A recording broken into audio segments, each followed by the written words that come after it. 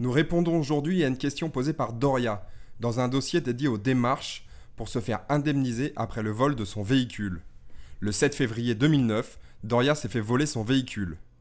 L'assureur de Doria a depuis déposé le bilan. À ce jour, Doria n'a toujours pas été remboursée.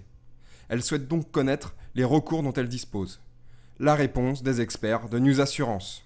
Effectivement, Ineas a déposé le bilan. Elle a été mise en faillite dans le cadre de la loi hollandaise. Néanmoins, elle exerçait une activité réglementée sur le territoire français et elle était bien sûr soumise au respect de la loi française à ce titre-là.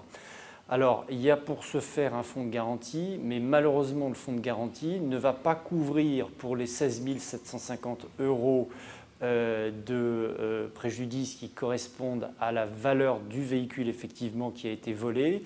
Il n'y a donc pas d'autre recours que de déclarer la créance dans le cadre de la procédure collective, c'est-à-dire dans le cadre de la faillite de la société Ineas, en priant le ciel pour qu'il y ait suffisamment d'actifs pour honorer cette créance au profit de l'assuré, ce qui est malheureusement assez peu vraisemblable au regard des informations qu'on a et de la situation de cette compagnie. Mais toujours est-il qu'il faut le faire, il faut déclarer sa créance au cas où il y aurait suffisamment d'actifs pour être payé, mais le fonds de garantie ne fonctionne pas malheureusement.